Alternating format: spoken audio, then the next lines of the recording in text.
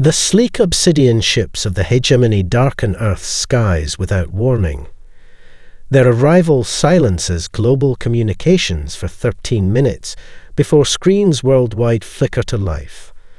An alien figure appears, tall, regal, with iridescent scales and 6 calculating eyes. Primitive species of Earth, the translator conveys in a monotone, you now exist by our mercy alone. To demonstrate their power, they target humanity's pride, the Artemis lunar colony. A flash of violet energy, and 30,000 lives vanish in an instant. The hegemony ambassador's mandibles click with satisfaction. You have 30 Earth rotations to submit to your new masters. Choose wisely. In the emergency bunker beneath Geneva, Admiral Helena Zeo studies the alien transmission while military analysts deliver increasingly grim assessments. The hegemony's technology appears centuries beyond Earth's capabilities. Politicians whisper of surrender, of survival at any cost. Admiral Zeo, her face illuminated by holographic displays of the alien vessels, interrupts their defeatist murmurs. They destroyed our outpost to demonstrate power, she says, tapping the display where the lunar colony once stood. But they revealed something crucial. They think power requires demonstration. A plan begins to form in her mind. We've been underestimated. Let's make them pay for that mistake.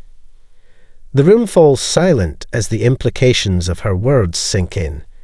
General Marcus Chen, commander of Earth's aerospace forces, shakes his head. With all due respect, Admiral, their ships shrugged off our highest yield kinetic strikes like raindrops. We detected energy shields that could withstand nuclear detonation.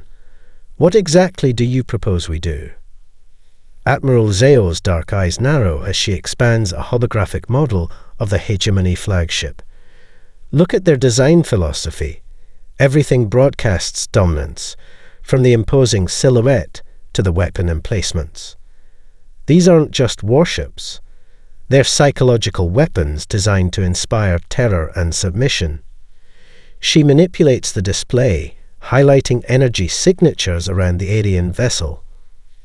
And notice how they position themselves within visual range of Earth's population centers, rather than maintaining tactical orbit. They want to be seen. Dr. Kavita Sharma, head of xenobiology, steps forward. The Admiral's observation aligns with what little we've gleaned from their biology. The eye structure suggests a species evolved as apex predators, likely with hierarchical social organization. Their communication patterns indicate ritualized dominance displays. Exactly, Geo says, a hint of intensity creeping into her normally measured voice. Every action they've taken follows ritual, not tactical necessity. They expect us to respond according to their cultural framework, either with immediate surrender or futile resistance. She straightens, addressing the entire crisis council. I propose we do neither. Instead, we go dark, completely dark. No formal response, no visible preparations for war, no evacuation attempts. We make it appear as though humanity has simply accepted its fate. President Luis Rodriguez raises an eyebrow. And how does appearing defeated help us survive? Because while we project resignation above ground, below we will mobilize like never before. Geo's voice drops to a fierce whisper. Every bunker, every tunnel, every undersea facility becomes a workshop. We analyze the energy signature from their weapon, study their shield frequencies, and prepare countermeasures they won't expect, because they don't believe we're capable of understanding their technology. The weight of her proposal hangs in the air, a desperate gamble with humanity's survival as the stakes. Slowly, President Rodriguez nods. We have 30 days before they expect our answer. Let's make sure it's one they never forget. The hegemony expects terror, capitulation, perhaps a desperate final stand. Instead, Earth goes silent. Military installations power down. Cities implement total blackout protocols at night. The orbital defense network drifts, seemingly abandoned. Perplexed, the hegemony dispatches reconnaissance drones to Earth's surface. One by one, they vanish without transmitting data. Beneath the surface, humanity transforms. Mining complexes become manufacturing centers. Subway tunnels connect to hastily expanded bunker networks. The fragments from the destroyed moon base arrive in Dr. Quaim Ozai's laboratory, where he and his team work without rest. Look at these energy signatures. Dr. Ozai tells Admiral Zeo, pointing to his findings. Their weapons manipulate a quantum frequency that interacts with our planet's magnetosphere. His eyes gleam with discovery. With the right amplification matrix, we could disrupt their entire weapons system. On Day 7 of the Silent Response, Sub-Commander Vex Harun of the Hegemony receives troubling reports. Another reconnaissance drone lost, Supreme 1. That's 17 without explanation. The Supreme Commander's scaled crest flattens in irritation. Impossible. Their technology cannot detect our stealth systems. Yet the evidence suggests otherwise. Perhaps their silence is not resignation. Vex Harun ventures cautiously. The Supreme Commander dismisses the concern with a flick of elongated fingers. They are primitive. This silence merely indicates they have accepted their inevitable subjugation. Meanwhile, in the reproposed chamber of Seattle's deep underground transit extension, Lieutenant Commander Sophia Reyes oversees the training of vacuum combat specialists. The hegemony evolved in lower gravity environments. She explains to our soldiers as they strain under triple-weighted exosuits. Their muscles and reflexes are adapted for precision, not power. In close quarters, this gives us an advantage if we can reach them. The men and women under her command push themselves beyond normal human limits, preparing for a type of warfare no human has ever fought before. In orbit around Venus, hidden by the planet's dense cloud cover, Engineer Captain Hiroshi Tanaka supervises the retrofit of asteroid mining vessels. The drills need to penetrate their hull material, he instructs his team, examining the specifications derived from sensor readings of the hegemony ships. We don't need to breach their shields if we can attach directly to the hull and drill through. His engineers work furiously, adapting equipment designed for breaking apart asteroids to instead break apart warships. On Day 15, the first breakthrough comes. In Dr. Ozai's laboratory, a captured fragment of hegemony technology activates under specific electromagnetic frequencies. It's responding to our magnetosphere. Dr. Ozai explains to Admiral Zeo as they watch the alien material pulse with faint violet light. Their weapons, their shields, their entire technology base, it's all tuned to specific quantum frequencies that interact with magnetic fields. He manipulates the controls, causing the fragment to dim. With enough power, we could create interference that would disrupt their systems entirely. Admiral Zeo studies the demonstration with calculating eyes. How much power? More than we can generate conventionally, Dr. Ozai admits. But if we converted our entire satellite network into amplifiers and positioned them properly, he trails off, the implications clear. Do it, J orders, she turns to her aide, and get me the status report on our missile retrofit program. If Dr. Ozai can create a window of vulnerability, I want everything ready to exploit it. As Earth's 20th day of silence begins, the Hegemony Supreme Commander grows increasingly frustrated by the lack of expected terror and chaos. They should be fighting among themselves by now, begging for terms or launching futile attacks. Instead, the planet below remains eerily quiet. its population seemingly resigned to their fate. The commander doesn't realize that this quiet masks humanity's most intense period of cooperation and innovation in history. A silent preparation for a response the hegemony cannot imagine. On day 29 of the ultimatum, the hegemony fleet arranges itself in standard cleansing formation. Their sensors detect minimal energy signatures from the planet, no significant defensive preparations, no mass evacuation attempts. The subjugation commander feels almost disappointed by humanity's apparent resignation. The attack begins without warning. Hundreds of stealth satellites, hidden in debris fields and powered down to avoid detection, suddenly activate around the hegemony vessels. These aren't conventional weapons. They are massive electromagnetic amplifiers, creating an interference field that renders the aliens' primary weapons systems inoperable. The hegemony ships flicker with power fluctuations as their crews scramble to comprehend the sudden vulnerability. Status report. Supreme Commander Zex Varric demands as warning signals flash across his command console. His technicians respond with confusion in their multi-toned voices. Energy fluctuations across all systems, Supreme 1. Weapons capacitors destabilizing. Shelled harmonics disrupting. The commander's inner eyelids narrow to slits. Impossible. This primitive world has no such technology, yet the evidence surrounds them. Hundreds of previously undetected human devices, creating a complex interference pattern that perfectly counters hegemony quantum frequencies. In the command bunker beneath Geneva, Admiral Zeo watches satellite feeds with tense anticipation. Amplifier network at 98% efficiency, reports her communications officer. Hegemony energy signatures destabilizing across their fleet. Zeo doesn't permit herself even a moment of satisfaction. Launch the counter-strike. All batteries, all sivos, everything we have.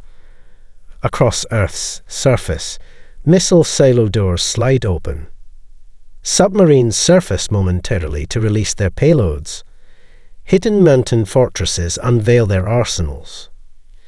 2,317 missiles rise toward the hegemony fleet. These aren't simple nuclear devices. Each has been painstakingly retrofitted with guidance systems, designed to exploit the now identified weaknesses in hegemony shields and armor composition.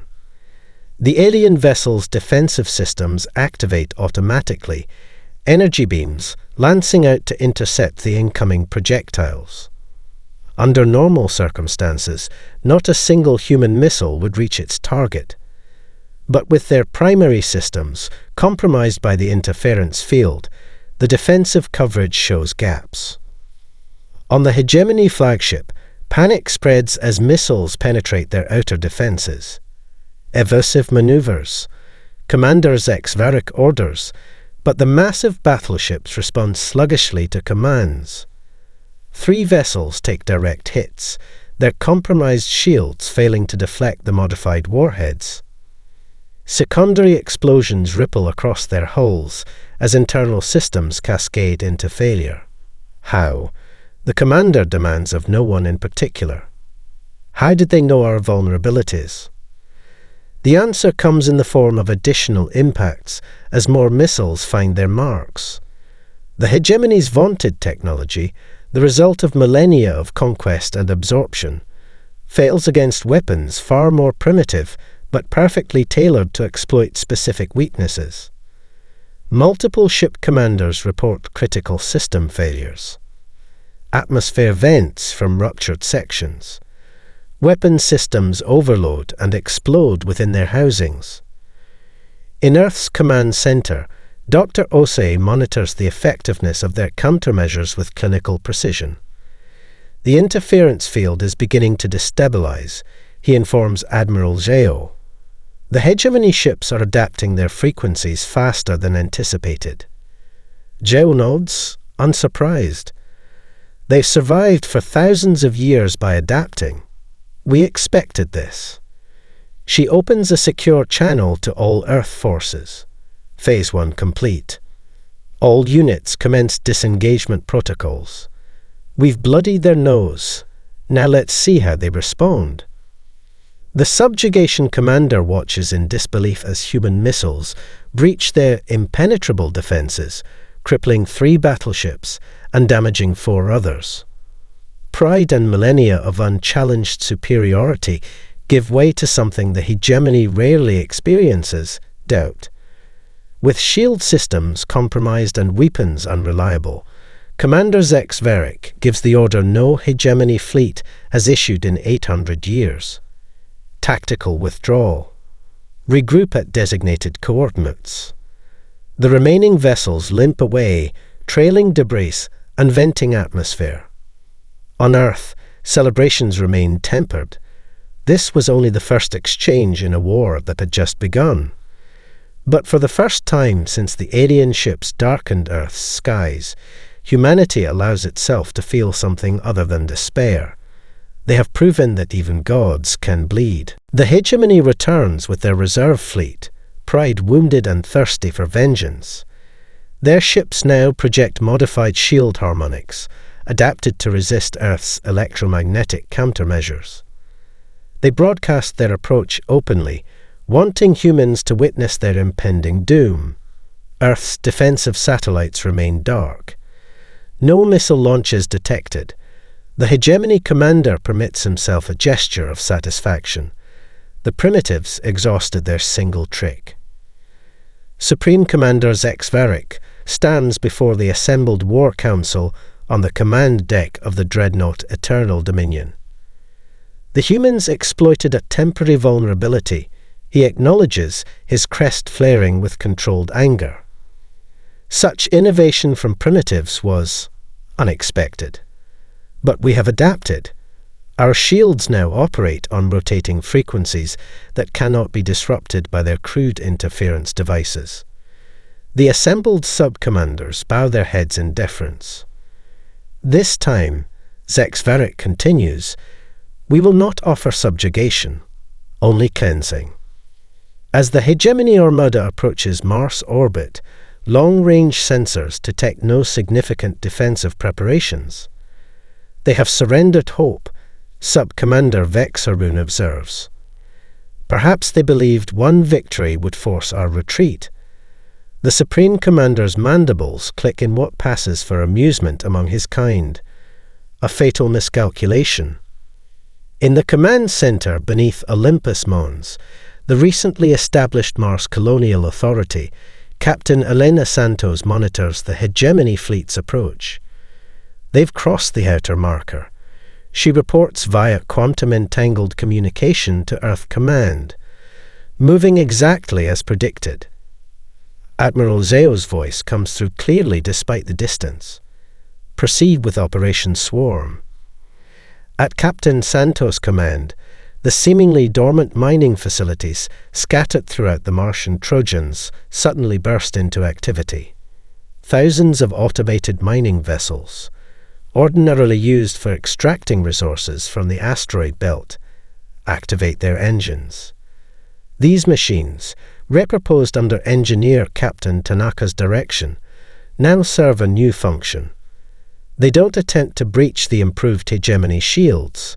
Instead, they swarm toward the alien vessels and attach to their hulls using powerful magnetic clamps, then begin drilling operations. On the Eternal Dominion, chaos erupts as proximity alarms sound throughout the fleet. Thousands of small objects approaching, reports the sensor officer, confusion evident in his multi-toned voice. Configuration unknown. The tactical display shows a cloud of signals surrounding the hegemony formation. Defensive systems engaging, another officer reports, but confusion quickly turns to alarm. Primary targeting systems ineffective, objects too small and numerous for optimal tracking.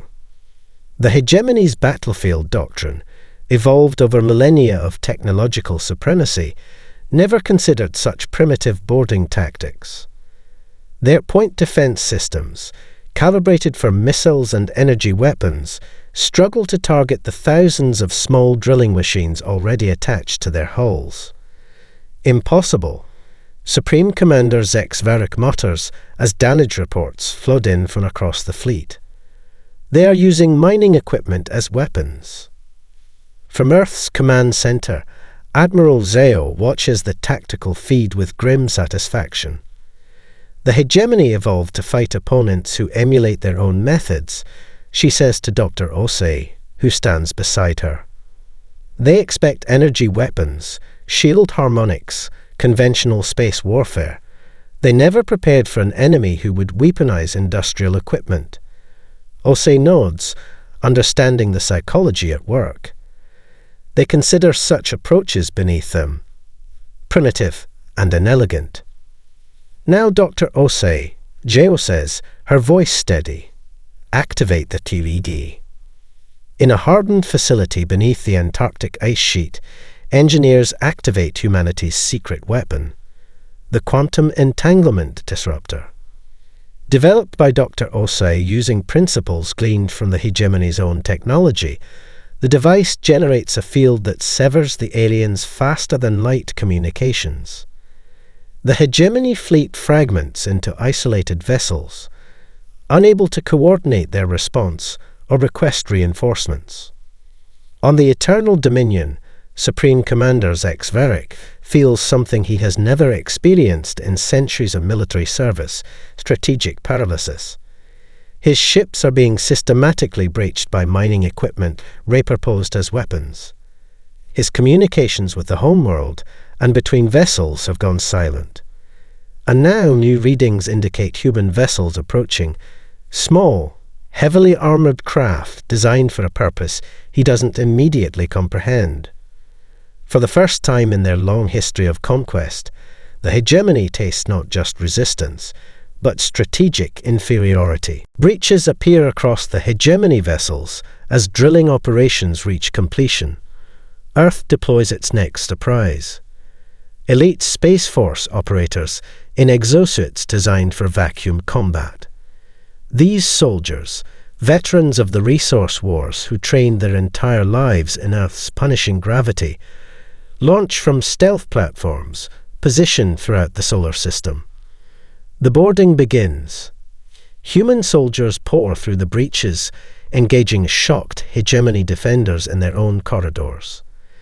The aliens possess superior weapons, but humans bring two unexpected advantages. Physical strength developed in Earth's higher gravity makes them faster and more resilient than the hegemony species, and centuries of warfare against other humans has refined their tactical thinking to lethal precision. Inside the hegemony flagship, Eternal Dominion, Master Sergeant Diane Rodriguez leads her squad through alien corridors, encountering resistance at every junction. They're fighting by the book, she tells her team as they take cover from energy blasts. They expect us to do the same. Instead, her squad splits, using maintenance ducts and ventilation systems to outflank the defenders. The hegemony warriors, accustomed to set-piece battles and overwhelming firepower, find themselves ambushed by human soldiers who fight with desperate creativity. Breach Team 6, we've secured the secondary propulsion control center. Rodriguez reports through her helmet comm. Moving to the next objective. Her squad advances cautiously through the alien vessel's interior, weapons ready. A hegemony warrior steps around the corner, leveling a weapon that glows with purple energy. Before it can fire, Corporal Jackson tackles it from above, having crawled through ceiling panels to gain position. The alien, despite its ornate armor and advanced weapon, crumples under the force of the impact. Its exoskeleton, evolved for lower gravity, cannot withstand the strength of human muscles developed in Earth's higher gravitational pull. On another deck, Lieutenant Wei Chen leads his team toward the ship's data core. Remember, Securing their databases is priority alpha, he reminds his soldiers. Weapons are secondary objectives.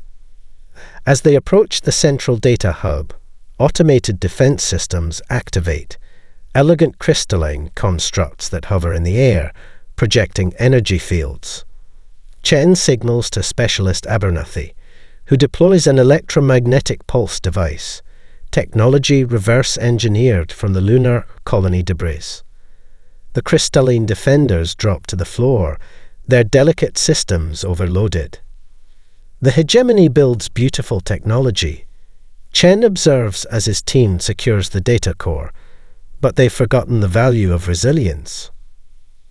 Across the hegemony fleet, similar scenes unfold. Human boarding teams, each trained for specific objectives, systematically capture critical systems. Engineers deploy interface devices that bypass alien security, giving them control of propulsion, life support, and weapons. The hegemony crew, finding their ships turning against them, retreat to defensive strongpoints, expecting the humans to attack head-on as their combat doctrine dictates. Instead, the humans simply bypass them, prioritizing ship systems over body counts. They think we want to kill them all, Kuro Hiroshi Tanaka observes from the Earth command ship. They don't understand that we want their technology intact. On the dreadnought Eternal Dominion, Supreme Commander Zex Varric rallies his elite guard for a final stand outside the primary command center. Hold this position regardless of cost, he orders. The savages must not gain access to our navigational data. His warriors form a perfect defensive formation, energy shields interlocking in patterns developed over millennia of warfare. They wait for the frontal assault that their tactical simulations predict with absolute certainty. It never comes. Instead, the deck beneath them suddenly opens as cutting charges detonate, and human soldiers surge upward through the newly created breach. The perfect formation, designed to repel attacks from the corridor, becomes a fatal weakness as the humans attack from an impossible angle. Within hours, 14 hegemony vessels fall to the boarding teams. Each captured ship yields invaluable treasures, intact alien technology, weapons systems, and most crucially, access to the hegemony's vast knowledge databases. As Admiral Zhao receives confirmation of Supreme Commander Zex Varric's capture, she allows herself a small grim smile. Prepare a communication channeled to all remaining hegemony vessels, she orders. I believe it's time we discussed terms. The tide of battle has shifted inexorably in humanity's favor, not through superior technology, but through the uniquely human talent for turning disadvantage into opportunity, and the hegemony's fatal error of confusing technological superiority with strategic invincibility. The captured hegemony databases reveal a galaxy far more complex than humanity imagined. The hegemony, while formidable, exists in uneasy balance with several other major powers. Their technological advancement came not through innovation but conquest, each new subject species contributing technology and knowledge to the collective. Their civilization stagnated centuries ago, relying on subjugation rather than invention to maintain power. In Geneva, Admiral Zhao meets with Earth's unified government to present a strategy that extends beyond mere survival.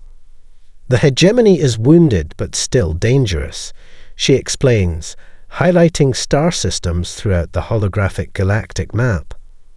However, they've made enemies everywhere they've conquered. We need to exploit that.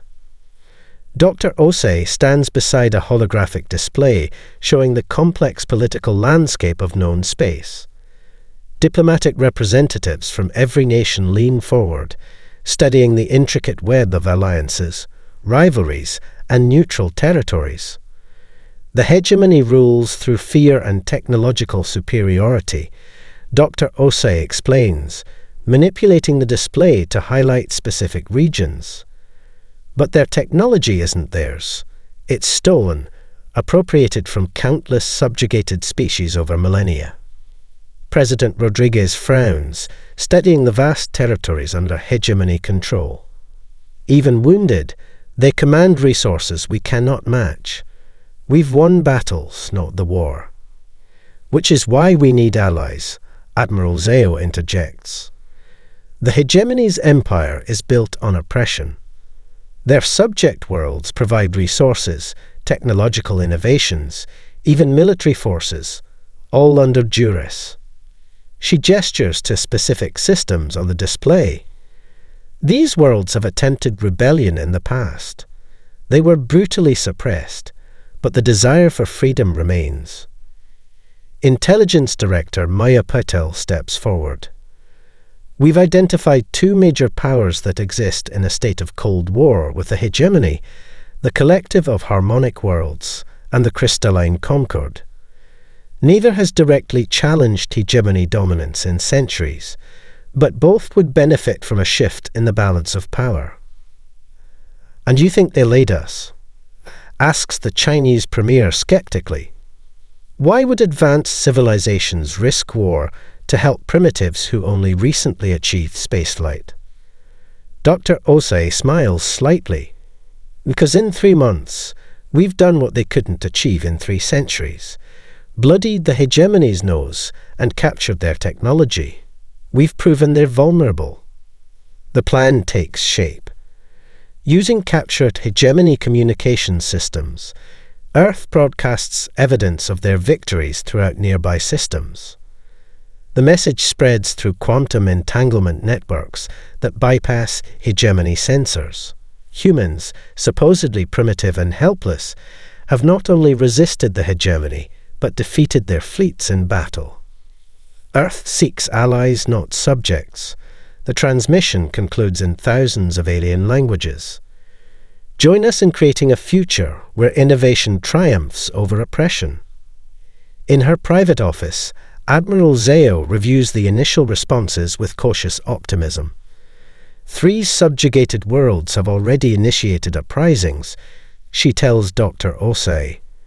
The hegemony is diverting forces to suppress them, further weakening their position. And the major powers? Osei asks. Observing, calculating, the collective has requested more information about our electromagnetic disruption technology. The Concord inquires about our boarding tactics. She smiles thinly. They're intrigued by approaches they considered too primitive to be effective. A communication officer interrupts with urgent news. Admiral, we're receiving direct diplomatic inquiries from both the collective and the Concord. They're requesting immediate discussions. Zhao exchanges a significant look with Osei. It seems they're more interested in humanity than we anticipated. We're the unknown variable, Osei observes. After millennia of stalemate, we've demonstrated that the hegemony isn't invincible. That makes us valuable and dangerous. Prepare the diplomatic teams, J orders, and continue deciphering the hegemony databases. Knowledge is power, and right now, information about galactic politics is as valuable as any weapon. As diplomatic channels open with civilizations across the stars, humanity prepares for its next challenge. Having proven themselves in battle, they must now prove themselves in the equally dangerous arena of interstellar politics. Their greatest asset remains what the hegemony fatally underestimated, not technology, but the human capacity to adapt, innovate, and turn disadvantage into opportunity. 3 months after the initial ultimatum, Earth hosts representatives from across the sector aboard the newly constructed orbital conference station. The architecture itself sends a message, combining reverse-engineered hegemony technology with uniquely human aesthetics. The station's central chamber accommodates delegates from 17 species, each watching the others with centuries of interstellar politics coloring their perceptions. The hegemony delegation arrives last, their once magnificent ceremonial armor now subdued. Having lost a third of their fleet and facing rebellions across multiple worlds, they come as diplomats rather than conquerors. Admiral Zeo enters without fanfare, dressed in the simple blue uniform of Earth's United Military. Behind her, Dr. Osei activates a holographic display. In 97 days, Zhao addresses the gathering. Humanity has reversed-engineered technology that took the hegemony 5 centuries to develop. The display shows a prototype shield generator, smaller and more efficient than the hegemony equivalent. This represents not merely human determination, but our fundamental approach to existence. We adapt, we improve, we evolve. The assembled diplomats murmur among themselves, translator implants working overtime to convert the cascade of alien languages. Admiral Zeo waits for the ripple of conversation to subside before continuing. Many of you came expecting to negotiate with a desperate species grateful for survival. That is not what you will find here today. The crystalline Concord representative, a being composed of interlocking silicate structures that shimmer with inner light, leans forward. You speak boldly for a species that has only just emerged onto the galactic stage. The hegemony may be wounded, but they command resources you cannot imagine. We are well aware of the balance of power. Zhao responds evenly. Just as we are aware that this balance has remained essentially unchanged for 2,000 years. The Concord, the Collective, and the hegemony, locked in a stalemate of mutual deterrence, while minor species suffer under occupation. The collective representative, a collective consciousness housed in multiple humanoid bodies, speaks next. What exactly does Earth propose? You cannot expect to be elevated to major power status based on a single military engagement. Dr. Osei steps forward. We propose a fundamental revaluation of how technological advancement occurs in this sector. He manipulates the holographic display, showing comparative innovation rates across civilizations. The hegemony's model of conquest and absorption has stagnated. Your civilizations, despite their power, innovate at a fraction of the rate humanity has demonstrated. The hegemony ambassador, Supreme Negotiator Vexthar, rises to his full height. This is absurd. A primitive species presumes to lecture us on technological development. Your adaptations of our technology are crude at best. Are they? Zhao asks mildly. She nods to Dr. Osei, who changes the display to show 2 shield generators, the hegemony original and the human adaptation. Our version uses 40% less energy while providing equivalent protection. It took your engineers 5 centuries to reach your current design. It took ours 3 months to improve it. She turns to face the hegemony delegation directly. You came to our world offering subjugation or destruction. We responded by shattering your defenses when you thought us helpless. Her voice remains measured, neither threatening nor conciliatory. Now you face a choice. Prove you're worth our focus as allies instead of obstacles to be removed. The chamber falls silent. The galactic representatives exchange glances of disbelief and reassessment. This primitive species, by all rights, should be begging for mercy or celebrating their survival. Instead, Earth dictates terms from a position of newfound strength, rewriting the expected script of first contact. The collective representative breaks the silence. What precisely are your terms, Admiral Zeo? Liberation of conquered worlds, technology sharing among willing participants, an end to forced subjugation as official policy. She pauses, letting her words sink in. In exchange, Earth offers its unique perspective, our capacity for rapid innovation, adaptation, and creative problem-solving. Supreme Negotiator Vexthar's mandibles click in what humans now recognize as agitation. And if we refuse these generous terms? Admiral Zeo's expression doesn't change, but her voice carries to every corner of the chamber. Then Earth will continue what we started. You've seen what we accomplished in 3 months against what you thought was an insurmountable technological advantage. Imagine what we can do in a year, in 10, with allies. The implicit threat hangs in the air, not as crude intimidation, but as a simple statement of fact. Humanity has proven itself not just a temporary nuisance, but a fundamental challenge to the established order. The galaxy will never be the same.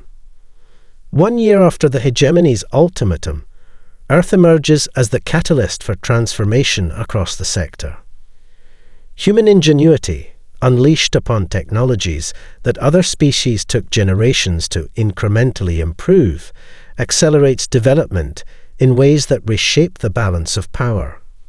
Earth vessels, combining human innovation with adapted alien principles, now patrol not just the solar system but nearby stars. The hegemony, diminished but not destroyed, signs a non-aggression pact with Earth and its alliance of formerly subjugated worlds. Other galactic powers, recognizing the paradigm shift, court humanity's favor with technology exchanges and trade agreements.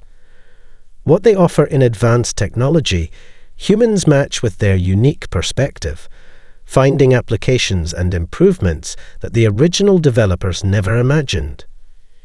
In his expanded laboratory complex beneath Mont Blanc, Dr. Osei supervises the final calibrations on humanity's greatest achievement yet, the Horizon Drive, a more efficient form of faster-than-light travel that could open unexplored regions of the galaxy. We didn't just copy their technology, he explains to visiting dignitaries for the crystalline Concord. We asked questions they stopped asking millennia ago. The Concord representative, a being whose silicon-based body structure refracts light in hypnotic patterns, studies the drive's schematics with multifaceted eyes. Your species innovates at an unsettling rate, it observes. The hegemony required 7 centuries to develop their first functional fold drive. You've created a superior version in 12 months. Dr. Osei smiles. Necessity drives innovation. The hegemony innovated until they became dominant, then stagnated. Humanity innovates because we must, because for us, survival has always meant adaptation. In orbit above Earth, the prototype vessel Prometheus undergoes final preparations for its maiden voyage beyond established trade routes. The ship represents a new philosophy of design, neither purely human nor copied from alien technology, but a true synthesis incorporating the best aspects of multiple approaches. The navigation systems draw from hegemony precision, explains Chief Engineer Tanaka to Admiral Zeo during the final inspection. But we've incorporated collective parallel processing and human intuitive interfaces. The result is something entirely new. His pride in the accomplishment is evident. The old powers built walls between technologies and species. We're building bridges. In the ship's command center, Captain Elena Santos, hero of the Mars Defense, and now commander of humanity's first true interstellar vessel, reviews the mission parameters with her multinational crew. We'll be venturing beyond the established lanes, she reminds them. Our purpose is exploration, not conquest, to find new civilizations, new possibilities for cooperation. Our executive officer, a former resistance fighter from a world recently liberated from hegemony control, nods in agreement. For him and many others across the sector, humanity represents something long forgotten in galactic politics, the possibility of change. Before departure, Admiral Zeo addresses the crew in a ceremony broadcast to billions across Earth and beyond. 1 year ago, aliens arrived thinking us primitive because we still carried the marks of our difficult evolution, she tells them. They failed to understand that those struggles forged something unique, a species that never accepts limitations, never stops questioning, and never surrenders to impossibility.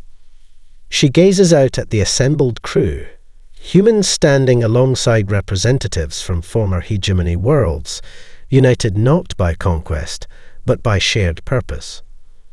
The old powers measured strength by the worlds they controlled and the species they subjugated. We measure it differently, by the bridges we build, the questions we ask, and the futures we imagine together. As the Prometheus activates its horizon drive and disappears in a ripple of distorted spacetime, the message resonates across worlds. Humanity has arrived on the galactic stage, bringing not just their technology and strength, but their indomitable spirit. The universe will never be the same. On a hegemony throne world light years distant, the High Imperator reviews reports of Earth's expanding influence with growing concern. They should have been simple to conquer, he muses to his advisors. How did a primitive world transform into such a threat? His most trusted counselor offers the truth they'd been reluctant to acknowledge. We mistook technological advancement for superiority, eminence. We failed to recognize that their greatest weapon was never their devices, but their minds, their relentless drive to overcome limitations we accepted as immutable. Across the sector, species long resigned to their place in the hierarchy look toward Earth with something long forgotten, hope. The declaration that once seemed like desperate bravado now echoes as prophecy fulfilled. Earth shattered their defenses, and in doing so, shattered the very foundations of galactic power. Now, the old order must prove itself worthy of humanity's focus, or fade into obsolescence as a new age dawns.